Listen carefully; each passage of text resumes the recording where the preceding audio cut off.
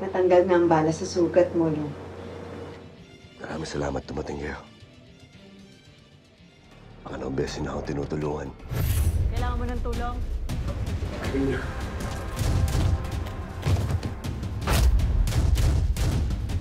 Pwede sumali? Tol.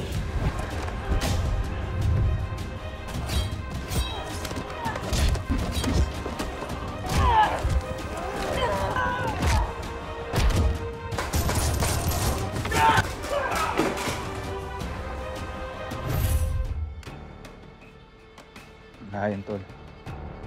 Eh, ikaw naman kasi. Alimutan mo yatang di na tayong gumagal eh. Eh, kung makipagbarilan ka, grabe. Parehas lang naman tayo, Tol. Boss, maraming salamat, oh. Hindi ko pa ho pala natatanong sa inyo. Paano ko kayo nagkakilala? Nakita ko sila sa harap ng puntod mo. A brother and a mentor who have the same skills that you have. Nakita ko na malaki may tutulong nila sa mga misyon natin. So I hired them.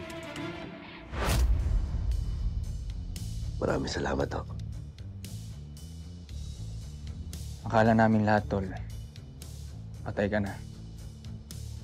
Ba't ba hindi ka nagparamdam sa amin?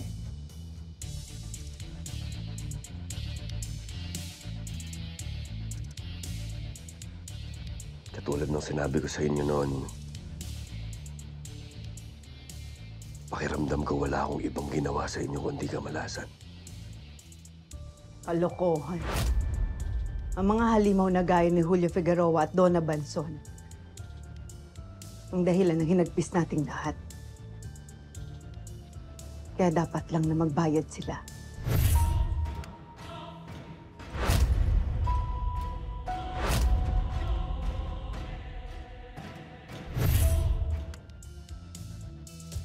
Pagbabayaran natin sila, Ma'am Karina.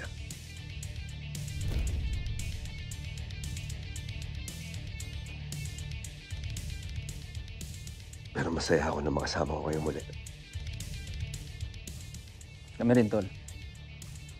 Eh, magpagaling ka na, ha? Para makasama ka na sa mga misyon na ibibigay ni Boss Manuel.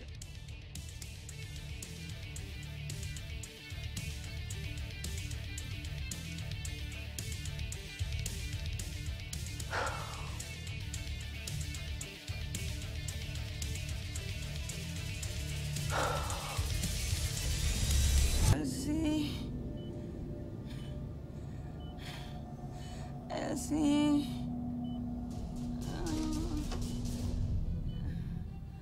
Amana. Elsie.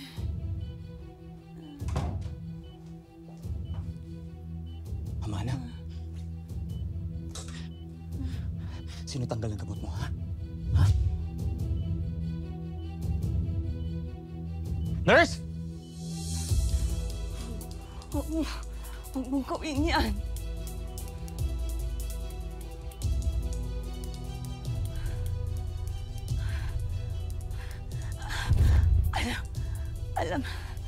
Alam na ni Elsie ang ginagawa ng demonyo mong nanay.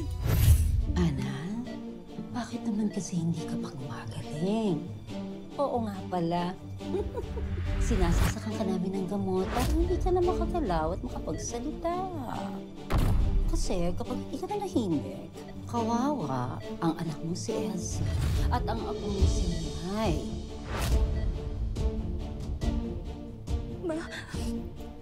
Sorry, di ko alam. Imbis pagalingin ka nila, uti-uti ka nila pinapatay. Sorry.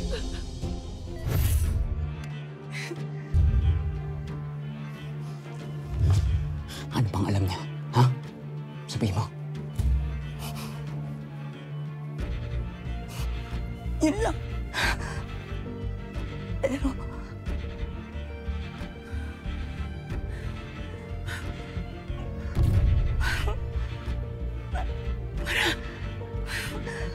marami pa siyang malalamang iba. Hindi pwede.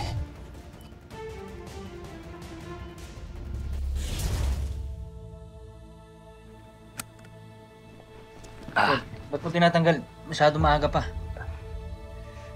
Mag-aalala sa akin si Lola Gracia kapag nakita niya yan.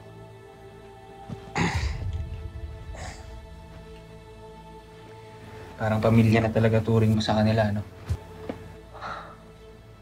Parang gano'n na nga. Si Boss Manuel ba? Siyempre, tol, malaki pa sa salamat ko sa kanya dahil siya tumutulong sa akin. Simula kasi na mapadpad ako sa Maynila,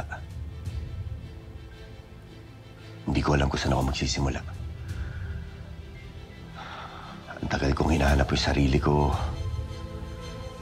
Ang tagal kong hinahanap ang dahilan kung bakit hanggang ngayon buhay pa rin ako. Hanggang sa matagpuan ako ni Boss Manuel.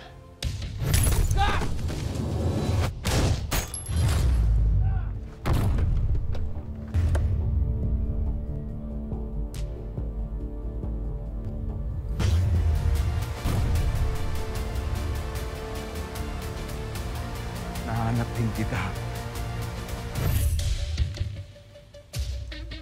Siya ang nagsanay sa akin na humawak ng baril at makipaglaban ng higit pa sa kakayanan ko noon. Sinabi sa akin ni Boss Manuel, na 2 klase lang ng tao ang pwede natin pagpilian sa mundong to. Ang maging mabuti o maging masama. Pinili ko ang sumunod kay Manuel.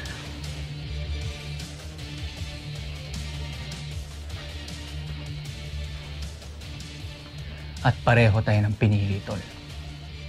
Kaya nga nandito kami. Magkakasama tayong 3. Naligpitin ang lahat ng masama.